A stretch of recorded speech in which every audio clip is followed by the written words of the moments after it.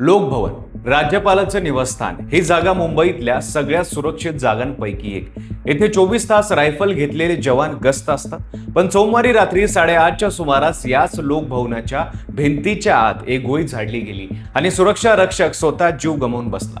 स्वतःवर गोळी झाडून घेण्याचे कारण फक्त एक नकार होता, एक लग्न जे कधीच होणार नव्हतं आणि मोबाईलमध्ये सेव्ह असलेले काही फोटो जे शेवटी या प्रकरणाचा सगळ्यात मोठा क्लू ठरले. या व्हिडिओत आपण समजून घेणार आहोत की SRPF जवान कौस्तुभ सांगळे यांना स्वतःला का संपवलं, त्याच्या आणि एका महिला पोलीस कर्मचाऱ्याच्या नात्याला नेमकं काय घडलं आणि हे प्रकरण आता इतकं चर्चेत का आले. नमस्कार, मी पंकज आणि तुम्ही पाहताय कसं. कौस्तुभ सांगळे मूळचा नाशिकचा. लहानपणीच आईचं छत्र हरवलं आणि वडिलांनी दुसरं लग्न केलं. तेव्हापासून घरात त्याच्याकडे फारसं लक्ष कोणी दिलं नाही. पण अभ्यासात हुशार असलेल्या कौस्तुभनं लहान वयातच एक देशसेवेचं स्वप्न पाहिलं होतं. त्यासाठी त्यानं नाशिकमधल्या शिखरेवाडी भागातील एक करिअर अकॅडमी जॉईन केली. सुरुवातीचे प्रयत्न फसले, पण जिद्द सोडली नाही आणि अखेर 2024 मध्ये त्याची SRPF मध्ये निवड झाली.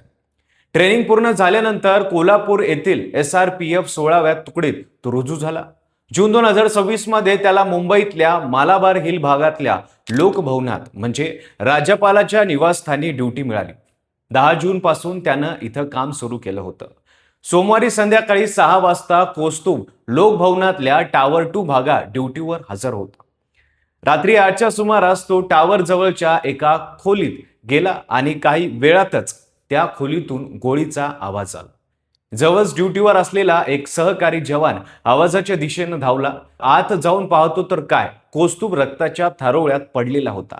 शेजारी त्याच्याच सेल्फ लोडिंग सर्व्हिस रायफल होती. डोक्यात 7.62 मिलीमीटरची गोळी घुसलेली आणि त्यावेळी जागच्या जागी त्याचा मृत्यू झालेला होता. वरिष्ठांना तत्काळ माहिती देण्यात आली. मेडिकल टीम पोहोचली आणि त्यांनी कौस्तुभला मृत्यू घोषित केलं.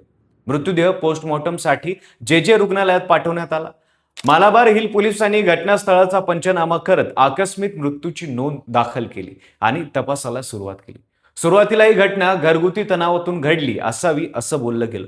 कौस्तुभच्या आयुष्यातलं दुःख काही लहान नव्हतं. बालपणीच आई गमावलेला, वडिलांच्या दुसऱ्या लग्नानंतर एकटा पडलेला आणि काही वर्षापूर्वी स्वतःच्या बहिणीनंही आत्महत्या केली होती. हे सगळं मानसिकदृष्ट्या त्याला आतून पोखरलं होतं असं त्याचे सहकारी सांगताय.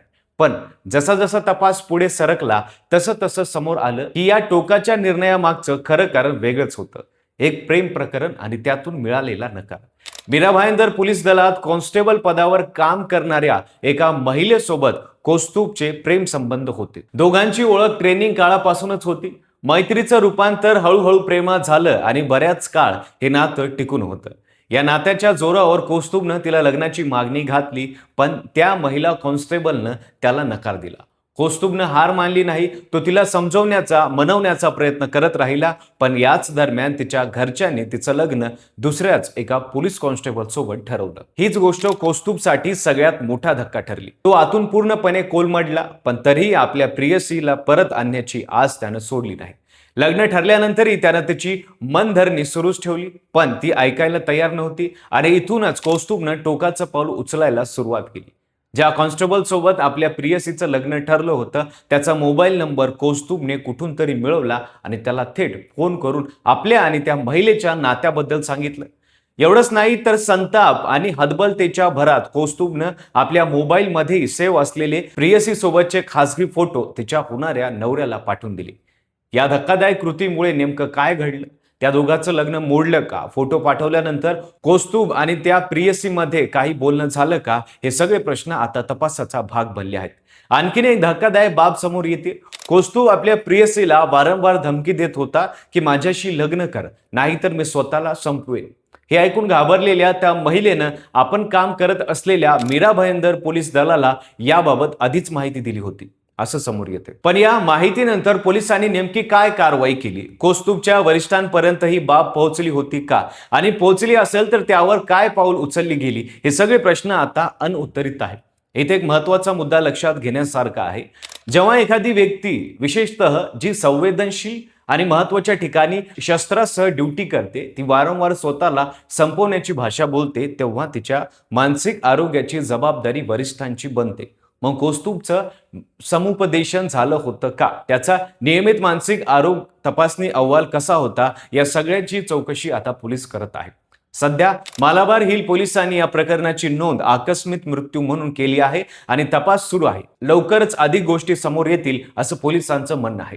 एका बाजूला कर्तव्यनिष्ठ जवान, दुसऱ्या बाजूला मोडलेलं लग्न आणि तिसऱ्या बाजूला रागाच्या भरात उचललेलं एकटोकाचं पाऊल. या सगळ्याची सांगड घालत खरं कारण शोधण्याचं काम आता तपास यंत्रणेसमोर आहे. लहानपणीच आईचं छत्र हरवलेलं, मेहनतीनं वर्दी मिळवलेला आणि त्याच वर्दीत स्वतःचं आयुष्य संपवणारा कौस्तुभ सांगळे.